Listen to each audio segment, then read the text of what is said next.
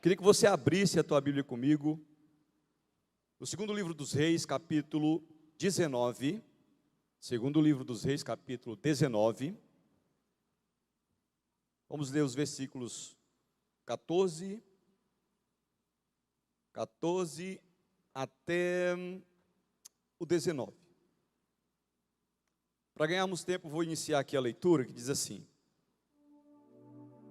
Ezequias recebeu a carta dos mensageiros e a leu. Então subiu ao templo do Senhor e estendeu-a perante o Senhor. E Ezequias orou ao Senhor: Senhor Deus de Israel, que reinas em teu trono entre os querubins, só tu és Deus sobre todos os reinos da terra. Tu criaste os céus e a terra. Dá ouvido, Senhor, e vê, e ouve as palavras de Senaqueribe, que enviou para insultar o Deus vivo. Versículo 17. É verdade, Senhor, que os reis assírios fizeram de todas as suas nações e seus territórios um deserto. Atiraram os deuses dela no fogo e destruíram, pois não eram deuses, eram apenas de madeira, pedra e moldados por mãos humanas. Agora, Senhor nosso Deus, salva-nos das mãos dele, para que todos do reino da terra saibam que só tu és o Senhor, só tu és Deus. Pai, no nome de Jesus, eu quero te pedir graça nessa noite, Senhor, revelação da tua palavra, e que todos aqueles que chegaram até aqui possam ouvir a tua voz. Senhor, que o Senhor me use como uma flecha rumo ao alvo, e que todos aqueles que chegaram nesse lugar querendo ouvi-lo saiam daqui com essa certeza e com essa convicção. Que o Senhor venha restaurar vidas, venha fortalecer o fraco, o caído e o abatido, que somente o seu nome seja glorificado e exaltado mais uma vez. É isso que teu servo te pede, Pai, em nome de Jesus, amém. Se o Senhor é digno de um aplauso, você pode aplaudir o Senhor Jesus. Aleluia, aleluia. Queridos, nós estamos diante de um texto que conta uma história das mais lindas da Bíblia Sagrada, que se refere ao poder de Deus diante de uma perseguição que vai se manifestar através da oração. Eu estava ouvindo aqui os testemunhos, e o primeiro testemunho foi justamente do rapaz que interpreta Jesus aqui. Ele estava falando sobre uma ameaça, sobre algo que colocava medo no seu coração, sobre algo que trazia uma aflição para a sua alma. Depois nós ouvimos o outro testemunho da Lucinha contando a respeito do diagnóstico de câncer. E naquele momento Deus começou a me mostrar, o Espírito Santo começou a me mostrar que ele estava no negócio.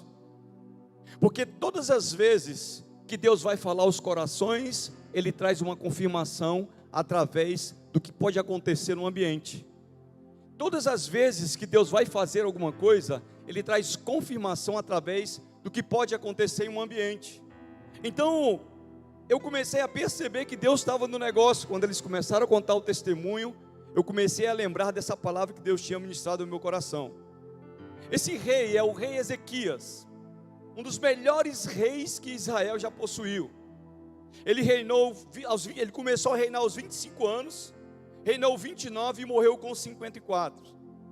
Esse homem foi um dos reis mais bem-sucedidos que Jerusalém já teve, que Israel já teve. Ele era um homem piedoso e era um homem temente a Deus. A Bíblia diz que esse homem fazia tudo aquilo que agradava ao Senhor. Esse homem vai derrubar os altares de idolatria. Esse homem vai destruir a serpente de bronze que Moisés fez naquela época, e o povo ainda acendia e queimava incenso para essa serpente em adoração. Então esse homem vai derrubar os altares de adoração. Esse homem vai instituir um culto ao único Deus. E aí nesse momento em que essas coisas acontecem, ele vai começar a sofrer perseguições. A Bíblia diz que vai entrar em cena um homem chamado Senaqueribe. Era o rei da Síria, na época a maior potência que existia. E esse homem ele vai conquistar territórios, ele vai em busca de conquistar territórios. Ele já havia conquistado Judá, e agora ele vai se levantar contra o rei Ezequias. Ele vai intimidar o rei Ezequias, ele vai confrontar o rei Ezequias.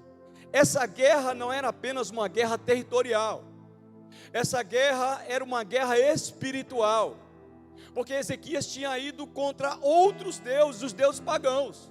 Então ele não quer conquistar apenas um território, ele quer conquistar, sabe, a fé do povo. Então ele vai primeiro querer tocar em Ezequias. Só que Ezequias era alguém que tinha lado, Ezequias era alguém que era decidido, Ezequias era alguém que temia a Deus.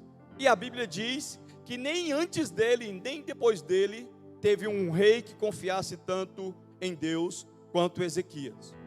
Ezequias, ele obedecia os mandamentos que a lei de Moisés mandava obedecer. Quando ele estava com 39 anos de idade, ele vai enfrentar uma das piores guerras que ele já enfrentou na vida.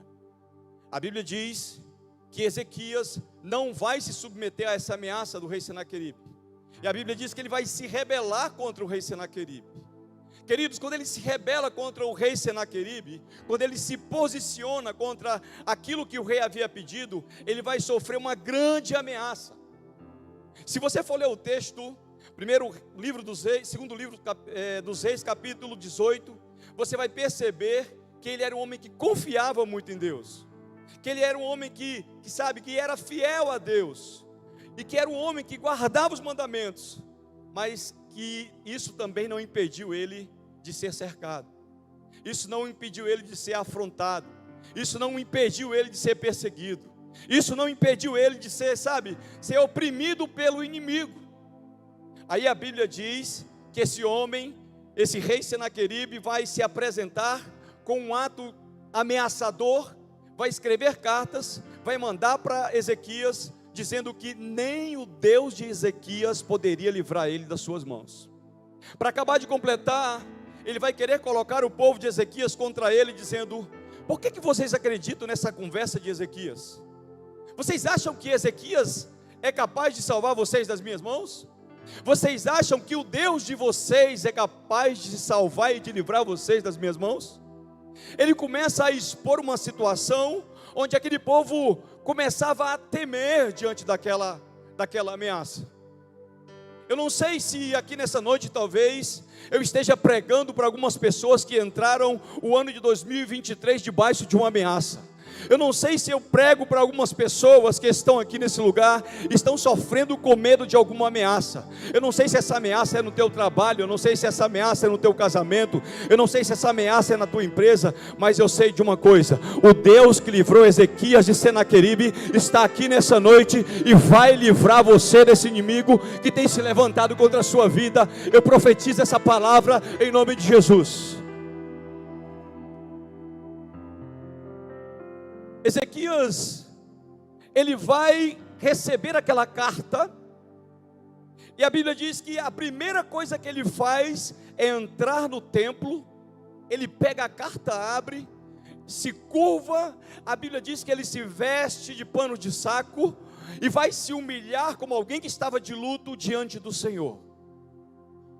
Ele não vai procurar conversar com quem não podia resolver, ele não vai atrás de sacerdote, ele vai atrás de resolver o problema com o Senhor. A primeira lição que eu tiro desse texto é: todas as vezes que o inimigo se levantar contra a minha vida, todas as vezes que o inimigo se levantar contra a sua vida, nós temos que buscar o auxílio do Senhor. Sabe por quê? Porque o Senhor tem resposta para as nossas vidas, em meio às ameaças, em meio às tribulações, em meio às aflições, em meio às guerras. Você pode estar correndo risco, mas deixa eu te falar uma coisa: Deus pode te livrar dessa peleja.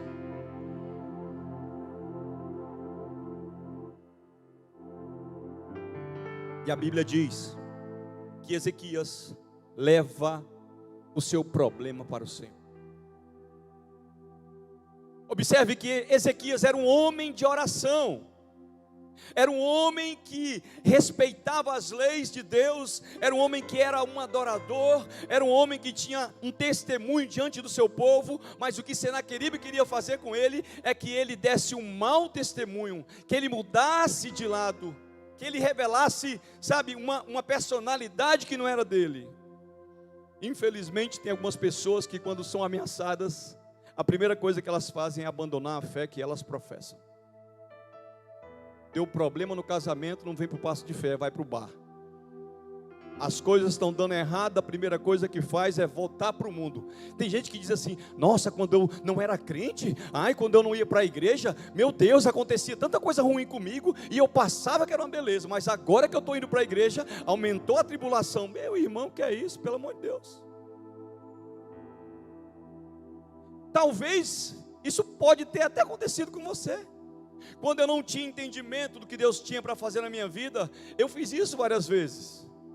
Essa mensagem está tão viva no meu coração, porque eu também já fui afrontado, como Ezequias foi afrontado pelo espírito de morte. Eu também fui afrontado, sabe, quando abri uma empresa e, sabe, quando estava começando a engrenar, o diabo entra, atrapalha tudo e ela vem falindo. E aí o diabo vai dizer: não, você não vai conseguir, você não vai vencer, você não vai ser ninguém, você não vai, sabe, romper, você não vai prosperar. E às vezes a gente dá ouvidos a essas afrontas, ao invés da gente buscar a Deus como Ezequias buscou, a gente entrega os pontos. O que foi que o rei Senaqueribe disse? É melhor você se render, porque nem Deus vai te livrar das minhas mãos. Aí a Bíblia diz que ele foi orar. Agora, o que eu acho interessante, queridos, é que no momento em que ele vai orar, ele coloca as cartas na mesa, ele abre o seu coração, ele se derrama em lágrimas, ele fala para o Senhor: Senhor, o Senhor está vendo o que está acontecendo comigo? O Senhor está vendo o que está acontecendo com o meu povo? Queridos, o nível de ameaça era tão grande, que ele mandava os mensageiros dizer: olha, se vocês não se renderem, vocês vão ter que se alimentar das suas próprias fezes, e vocês vão ter que beber a sua urina. Olha que tipo de ameaça. Agora, se vocês se renderem a mim, eu vou levar vocês para a terra que vocês têm como herança, e lá vocês vão comer das suas frutas, e lá vocês vão comer dos seus animais. Olha o que o inimigo estava fazendo, estava querendo negociar e iludir o povo de Deus. Se a gente não estiver bem atento com as propostas do inimigo, a gente acaba comendo na mesa dele. Aí a Bíblia diz que Ezequias vai orar. Mas pastor, a oração de Ezequias impediu que o inimigo atacasse ele? Impediu que ele, sabe, sofresse problemas emocionais? Impediu que ele ficasse angustiado? Impediu que ele ficasse amargurado? Não, não impede. Mas preste atenção no poder da oração. A oração, como disse Billy Graham, é uma via de mão duplas entre você e Deus. Ela vai como uma súplica, ela vai como pedido, ela volta com poder, ela volta como resposta, ela volta como aquilo que nós estamos precisando. A oração de Daniel não impediu que ele fosse para a cova, mas a oração de Daniel impediu que os leões o devorassem. A oração de Sadraque, Mesaque e Abednego não impediu que eles fossem lançados na fornalha, mas a oração de Sadraque, Mesaque e Abednego impediu que eles ardessem em chama. A oração de Jesus não impediu que ele bebesse do cálice da morte, mas a oração de Jesus fez ele ressuscitar ao terceiro dia. Sabe, a sua oração pode até nesse momento não estar surtindo efeito, mas você vai colher o fruto desta oração, você vai colher o resultado dessas súplicas, você vai colher o resultado dos seus pedidos. Sabe por quê? Porque aquele que está nos céus nesse momento está com seus ouvidos atentos aos seus pedidos e aos seus clamores, para que possa responder este pedido e a oração que está sendo feita agora nesta casa, em nome de Jesus.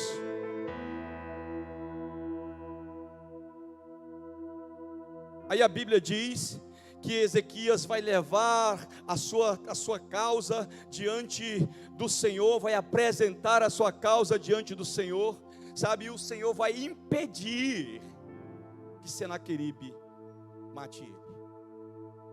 Agora deixa eu te falar só uma coisa. Quando ele começa a afrontar Ezequias, ele não sabe, mas ele não está se metendo com Ezequias. Quando ele começa a perseguir Ezequias, ele não está perseguindo Ezequias, ele está perseguindo o próprio Deus. Quando ele está, sabe, afrontando Ezequias, quando ele está tentando intimidar Ezequias, ele não sabe, mas ele está tentando intimidar o próprio Deus. Até o momento em que Ezequias se prostra e clama, quando ele ora, sabe, os céus se abrem, vem uma resposta do céu, sabe, e Deus olha para aquela situação e diz: calma, Ezequias, porque eu vou dar um basta nesse sofrimento, eu vou dar um basta nessa perseguição, eu vou dar um basta nessa sua angústia, eu vou dar um basta nesse tempo de tribulação que você está passando. Aí a Bíblia diz que quando Ezequias chega até o profeta Isaías, que era seu contemporâneo na época, abre o seu coração e fala o que estava acontecendo. Aí Ezequias recebe uma resposta de Deus através do profeta. Essa foi uma das lutas que Ezequias enfrentou. Mas Ezequias também enfrentou uma outra luta. Essa luta foi contra o seu poder, contra o seu reinado. Essa luta foi contra, sabe, o seu exército. Essa luta foi contra a sua honra. A Bíblia diz que Ezequias, em um determinado momento, vai receber a visita do profeta Isaías. Se eu não me engano, esse texto está em Isaías 38. A Bíblia diz que o profeta Isaías entra no palácio e vai entregar uma palavra profética para ele. Imagino que Ezequias fosse um homem que estava acostumado a receber palavras proféticas, porque Isaías, ele ia e voltava no seu palácio. Só que a palavra daquele dia não era uma palavra de sucesso. A palavra daquele dia não era uma palavra de êxito. A palavra daquele dia não era uma palavra que traria ânimo ao coração de Ezequias. A palavra naquele dia era um decreto de morte. Você imagina?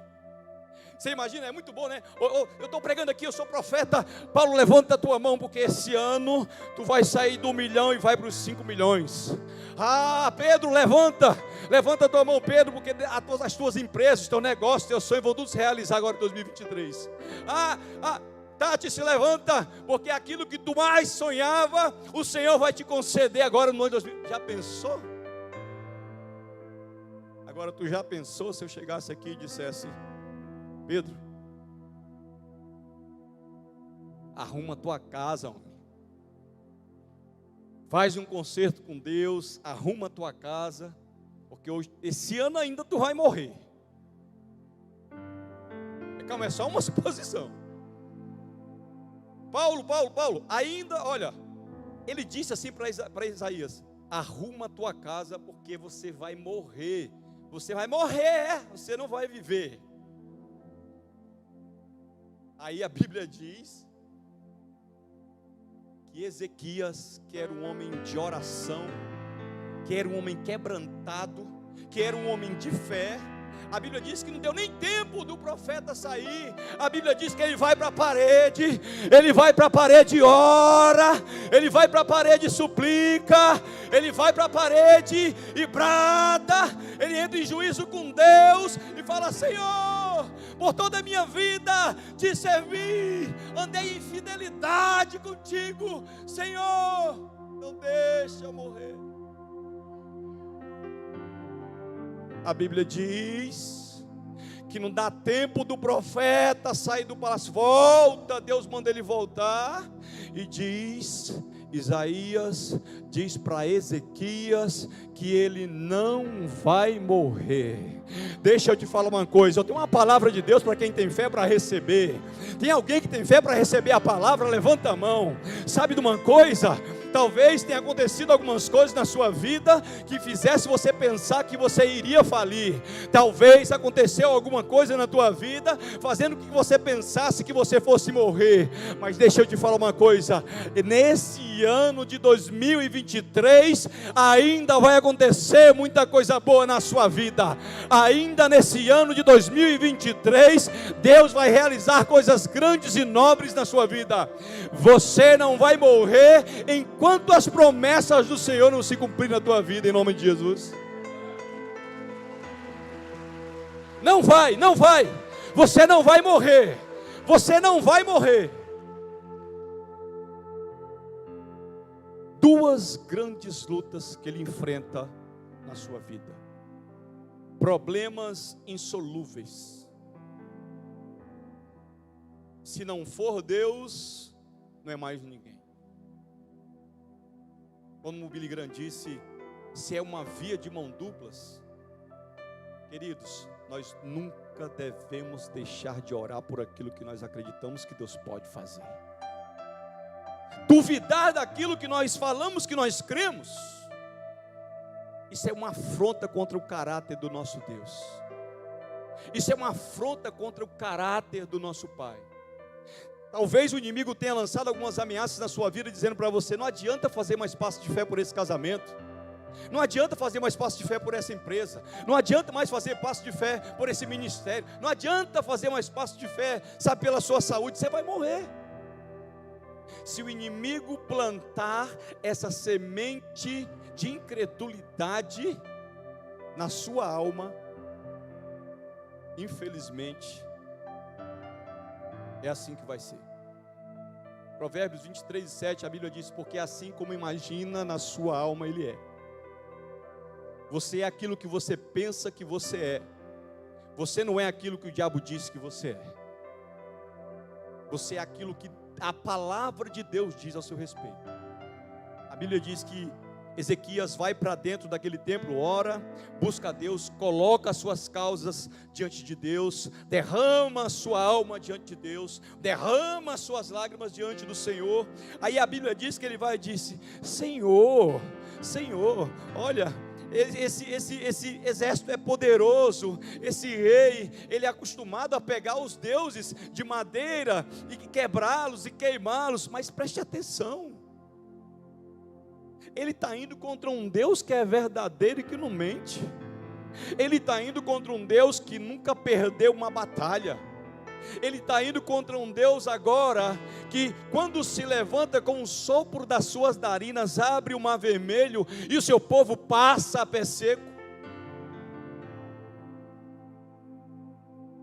Aí Ezequias diz assim: agora, Senhor, nosso Deus. Como eu amo essa parte, nosso Deus, porque Ele não é Deus particular. Ele não é Deus só de João, de Maria, de Pedro, de Francisco, de Raimundo. É nosso Deus. Agora deixa eu aproveitar esse momento e te dar uma dica. Se você quiser ver Deus agir na sua vida, ande por um caminho que é pavimentado pela fé, chamado oração. Oração. Oração é conversa. Você não conversa com quem você não tem intimidade. E se estiver conversando com quem não tem intimidade, você está perdendo tempo. É oração. Quando ele diz: nosso Deus, Senhor nosso Deus, salva-nos das mãos dele, para que todos os reinos da terra saibam que só tu, Senhor, é Deus. Quer dizer, Senhor, não existe ninguém mais que possa nos livrar a não ser o Senhor dessa vergonha. Senhor, não existe outro Deus, não existe ninguém mais que possa nos livrar dessa ameaça. Senhor, não existe ninguém mais que possa nos salvar dessa perseguição. Senhor, não existe outro Deus, ninguém mais que possa nos livrar dessa falência. Mas o Senhor nosso Deus pode. Por isso que Jesus revela um segredo lindo a respeito do poder de Deus para as nossas vidas.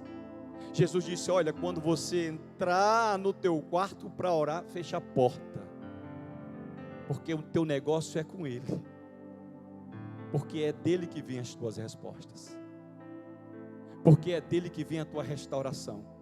porque é dele que vem a tua cura, porque é dele que vem a porta aberta, porque é dele que vem o livramento, porque é dele que vem os recursos que você está pedindo, porque é dele que vem, sabe, a honra que você está precisando, porque é dos céus que vem o cuidado que nós como filhos de Deus merecemos. Jesus ensina que Deus não é Deus particular. A oração que Jesus começa fazendo é dizendo: Pai nosso. Ele fala: dai-nos o pão nosso, perdoa as nossas dívidas. Sabe o que eu aprendo quando Jesus fala que esse pai não é um pai de alguém particular? Eu entendo que não é só o pai que é nosso. O pai é nosso, o pão é nosso, é tudo nosso. É tudo nosso. É tudo nosso. Você não entendeu, queridos? Não é só livramento, não é só cura, não é só porta aberta, não é só restauração, não é só honra, é tudo nosso em nome de Jesus. Você pode aplaudir o Senhor bem forte? Aplaude o Senhor, fica de pé nesse momento em nome de Jesus. Talvez você chegou aqui essa noite, sabe, com essa sensação de que 2023 você precisa se livrar das ameaças do inimigo. Talvez você está aqui celebrando os livramentos que Deus te deu durante esse ano de 2022. Mas eu quero dizer que nesse ano, querido, de 2023, vai ser um ano onde o Senhor, sabe, vai restituir aquilo que foi consumido pelos gafanhotos. Vai ser um ano onde o Senhor Deus vai restaurar a nossa sorte. Esse ano vai ser um ano onde o Senhor vai colocar um novo cântico nos nossos lábios, onde o Senhor vai nos fazer conquistar tudo aquilo que nós temos sonhado em conquistar nele, em nome de Jesus. Tem alguém para receber essa palavra? 2023, no primeiro passo de fé do ano, eu quero ser boca de Deus para você e dizer: olha, você vai ter experiências com Deus como você nunca teve. Você vai ver Deus entrando em causas que você achava que eram impossíveis, sabe, te dando vitória. Você vai ver Deus, sabe, remover do teu caminho tudo aquilo que é atrapalho, tudo aquilo que é tropeço, tudo aquilo que te faz sofrer, tudo aquilo que tira a tua paz. Nesse ano de 2023 é um ano de respostas para a sua vida em nome de Jesus.